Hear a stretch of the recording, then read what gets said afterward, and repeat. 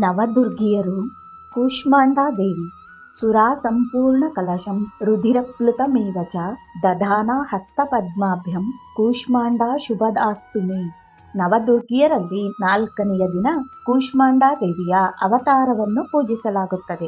ನವರಾತ್ರಿಯ ಉಪಾಸನೆಯಲ್ಲಿ 4ನೆಯ ದಿನ ಈ ದೇವಿಯ ಉಪಾಸನೆ ಮಾಡಲಾಗುತ್ತದೆ. ಮುಗ್ಧ, ಮಧುರ, ಮಂದಸ್ಮಿತವಾದ ನಗುವಿನಿಂದ ಅಂಡ ಎಂದರೆ ಬ್ರಹ್ಮಾಂಡವನ್ನೇ ಉತ್ಪನ್ನವಾಗಿಟ್ಟುಕೊಂಡಿರುವ ಕಾರಣದಿಂದ ಇವಳನ್ನು ಕೂಷ್ಮಾಂಡಾದೇವಿ ಎಂದು ಕರೆಯುತ್ತಾರೆ. ಸೃಷ್ಟಿಯ ಅಸ್ತಿತ್ವವೂ ಇಲ್ಲದಿರುವಾಗ ಎಲ್ಲೆಡೆ ಅಂಧಕಾರವು ಆವರಿಸಿತ್ತು. ಆಗ ದೇವಿಯು ತನ್ನ ಈಶತ್ ಅಂದರೆ ದೈವಿಕ ಕೃಪೆಯಿಂದ ಬ್ರಹ್ಮಾಂಡವನ್ನು ರಚಿಸಿದಳು. ಆದ್ದರಿಂದ ಈ ತಾಯಿಯೇ ಸೃಷ್ಟಿಯ ಆದಿಸ್ವರೂಪಳು, ಆದಿಶಕ್ತಿಯೂ ಆಗಿದ್ದಾಳೆ. ಇವಳಿಗಿಂತ ಮೊದಲು ಬ್ರಹ್ಮಾಂಡದ ಅಸ್ತಿತ್ವವೇ ಇರಲಿಲ್ಲ.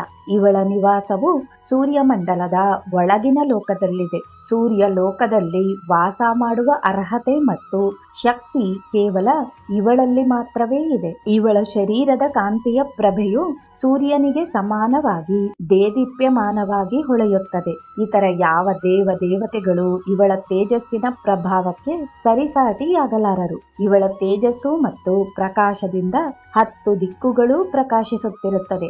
ಬ್ರಹ್ಮಾಂಡದ ಎಲ್ಲಾ ವಸ್ತುಗಳಲ್ಲಿ, ಪ್ರಾಣಿಗಳಲ್ಲಿ ಇರುವ ತೇಜಸ್ಸು ಸಹ ಇವಳ ಛಾಯೆಯಾಗಿದೆ. ಇವಳಿಗೆ 8 ಭುಜಗಳಿದ್ದು ಅಷ್ಟಭುಜಾದೇವಿ ಎಂದೂ ಕರೆಯುತ್ತಾರೆ. ಇವಳ ಕೈಗಳಲ್ಲಿ ಕಮಂಡಲ, ಧನಸ್ಸು, ಬಾಣ, ಕಮಲ, ಅಮೃತ ತುಂಬಿದ ಕಳಸ, ಚಕ್ರ ಮತ್ತು ಗದೆಗಳಿವೆ. ಇವಳ ವಾಹನ ಸಿಂಹವಾಗಿದೆ. ಸಂಸ್ಕೃತದಲ್ಲಿ ಕುಂಬಳಕಾಯಿಯನ್ನು ಕೂಷ್ಮಾಂಡವೆಂದು ಕರೆಯುತ್ತಾರೆ. ಬಲಿಗಳಲ್ಲಿ ಕುಂಬಳಕಾಯಿಯ ಬಲಿಯೇ ಇವಳಿಗೆ ಅತ್ಯಂತ ಪ್ರಿಯವಾದುದಾಗಿದೆ.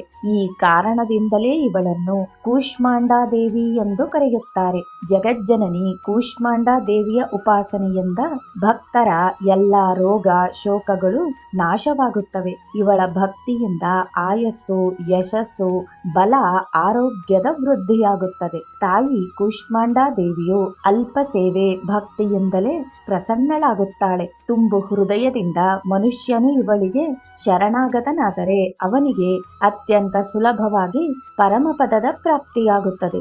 ಶಾಸ್ತ್ರಗಳಲ್ಲಿ, ಪುರಾಣಗಳಲ್ಲಿ ವರ್ಣಿಸಿರುವ ವಿಧಿವಿಧಾನಕ್ಕನುಸಾರವಾಗಿ ಜಗನ್ಮಾತೆ ದುರ್ಗೆಯ ಉಪಾಸನೆ ಮತ್ತು ಭಕ್ತಿಯ ಮಾರ್ಗದಲ್ಲಿ ಹಗಲು ರಾತ್ರಿ ಮುಂದುವರಿಯಬೇಕು.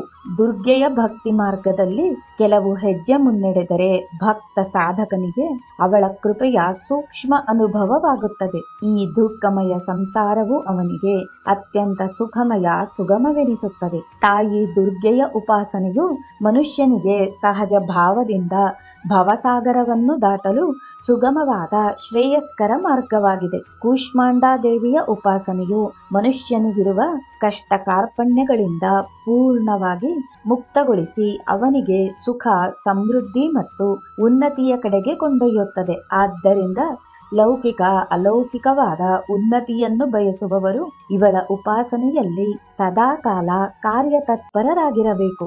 ನವರಾತ್ರಿಯ 4ನೆಯ ದಿನ ಕೂಷ್ಮಾಂಡಾದೇವಿಯ ಸ್ವರೂಪವನ್ನು ಉಪಾಸನೆ ಮಾಡುವುದರಿಂದ ಈ ದಿನ ಸಾಧಕನ ಮನಸ್ಸು ಅನಾಹತ ಚಕ್ರದಲ್ಲಿ ನೆಲೆ ನಿಲ್ಲುತ್ತದೆ.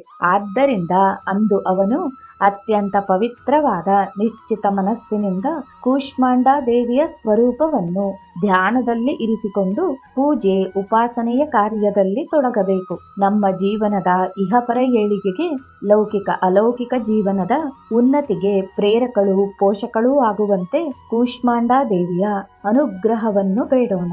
ಇಲ್ಲಿಗೆ 4ನೇ ದಿನದ ಪಾರಾಯಣವು ಸಮಾಪ್ತಿಯಾಯಿತು.